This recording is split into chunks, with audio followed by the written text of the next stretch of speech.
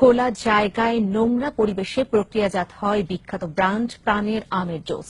তাতে আবার মেশানো হয় ফরমালিন, যা বিষের চেয়েও কয়েকশো গুণ ভয়ঙ্কর। প্রাণীর পণ্যই তাহলে তরুণ তাজা প্রাণ সংহার করছে কিনা এমন প্রশ্নের জবাবে সরাসরি না বললেন প্রাণ আরএফএল কর্তৃপক্ষ। আলিমুজ্জামানের ক্যামেরায় মেহেরপুর প্রতিনিধি ফারুক হোসেনকে সঙ্গে নিয়ে অখিল পোদ্দারের ধারাবাহিক প্রতিবেদনের প্রথম পর্ব।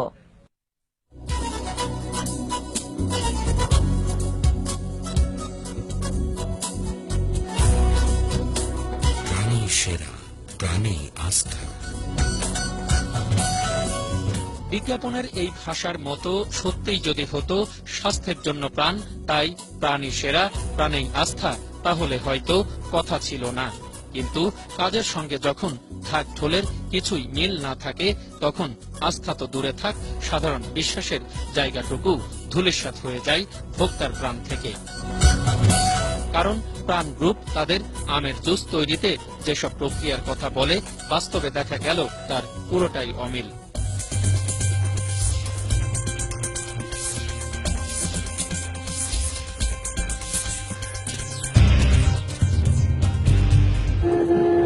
মেহেরপুরের গাংনী উপজেলার কাজীপুর ইউনিয়নের সীমান্ত ঘেঁষা গ্রাম কাজীপুরের এক গোয়াল ঘরে প্রক্রিয়াজাত হচ্ছিল প্রাণের আমের জুস আর আমের আচার।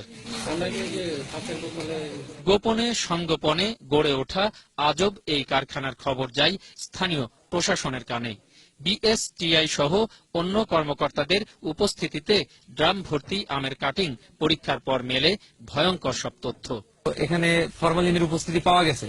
এখানে ডিটেকশনের যে পরিমাণ কালার শো করছে তাদের মাত্রা অনেক বেশি এবং সেটা খুবই ক্ষতিকারক, স্বাস্থ্যের জন্য হুমকি স্বরূপ। প্রাণ গ্রুপের সাথে এদের চুক্তি আছে, এই আমার হাতে সেই চুক্তিপত্র। অনেকগুলো ড্রামে যে সমস্ত পচে গেছে একদম।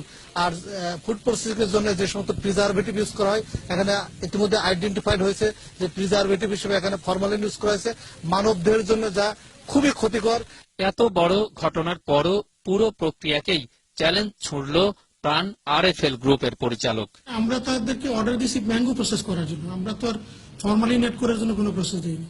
এটা যেহেতু আমার এখন কিউসি প্যারামিটারে পাস করেনি, তাহলে আমার কিউসি প্যারামিটার পাস করতো না। আমরা অপেক্ষা করছি যে যদি এটা ফাইনালি আমরা ওখান থেকে আইনা ল্যাবরেটরি টেস্ট করার পরে আমরা আবারও বলবো। আমি আমার প্রোডাক্টের ব্যাপারে গ্যারান্টি দিতে পারি, আমি যে কোনো অ্যাওয়ার্ড ঘোষণা করতে পারি যে কেউ যদি প্রুভ করতে পারে। এলাকাবাসী বলছেন, নাটোরের প্রাণ এগ্রো লিমিটেড কারখানার তত্ত্বাবধানে মেহেরপুর সহ আশপাশের এলাকা থেকে সংগ্রহ করা হয়েছিল ড্রাম ভর্তি এসব কাঁচা পাকা আম। ডিসি সাহেব আসছিল, এসে তারা পরীক্ষা করে ধরেন দেখছে যে এখানে অনেক ফরমালিন আছে, এটা দেহের জন্য ক্ষতিকর, এটা নাকি আমরা যদি খাই তাহলে আমাদের কিডনি অতি তাড়াতাড়ি ড্যামেজ হয়ে যাবে। অত্যন্ত নোংরা অবস্থাতে এবং খুব অস্বাস্থ্যকর পরিবেশে তৈরি হচ্ছে। এগুলো আমাদের কোমলমতি শিশুরা এবং বড়রা যখন খাচ্ছে তাদের কিডনি এফেক্ট হবে এবং এখানে যে কেমিক্যাল গুলো ধরা পড়েছে সেটা মানব স্বাস্থ্যের জন্য অত্যন্ত ঝুঁকিপূর্ণ। ড্রাম খুলে দেখা গেছে সেগুলো পচা, পুরো পচা। এগুলো খেলে মানুষের প্রচুর ক্ষতি হবে। আমরা শুনেছি এর আগে তারা মিষ্টি কুমড়া দিয়ে এগুলো বানাতো, জুস, ম্যাঙ্গো জুস। আমরা দেখছি ড্রামের মধ্যে আম ফসে গেছে, বুঝছেন, এটা ছেলে পেলে খালি মারা যাবে। প্রাণের পণ্যের ভিতরে মাত্র ফরমালিন, যেটা মানবদের জন্য অত্যন্ত ক্ষতিকর, এটা একটা ভয়ঙ্কর বিষ। তো এই প্রাণের যে আচার তৈরি হবে, প্রাণের যে জুস তৈরি হবে, এর ভিতরে যদি ভয়ঙ্কর বিষ থাকে তাহলে সাধারণ মানুষ যাবে কোথায়, কিসের উপরে ভরসা করবে?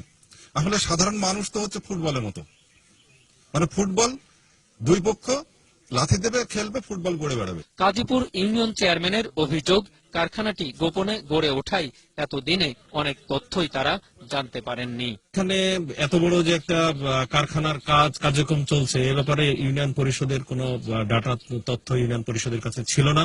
গোটা অন্ধকারের মধ্যে রেখে তারা সুবিধা অর্জন করার চেষ্টা করছে। এটা আইনত আমি মনে করি যে শাস্তিযোগ্য অপরাধ এবং এই কোম্পানির বিরুদ্ধে দৃষ্টান্তমূলক শাস্তির জন্য আমি জোর দাবি জানাচ্ছি। অত্যন্ত নোংরা দুর্গন্ধযুক্ত এই গ্রামীণ পরিবেশে প্রাণ কোম্পানি তাদের আমের জুস এবং আমের আচারে এখান থেকে মেশাই বিষাক্ত কেমিক্যাল আর ফরমালিন। আর এখান থেকেই আম কাটিং করে তারা পাঠাচ্ছে নাটোরের তাদের এগ্রো লিমিটেড কারখানায়।